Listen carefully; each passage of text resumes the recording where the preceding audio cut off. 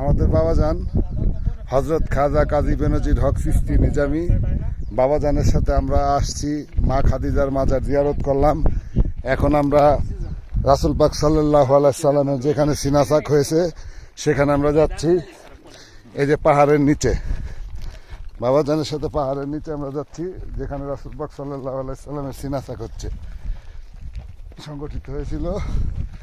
অনেক দুর্গম এবং পাহাড়ি ঢালের রাস্তা, দুই পাহাড়ের মাঝখানে নামা একটু দুঃসহ ব্যাপার। এখান দিয়ে আমরা নামতেছি।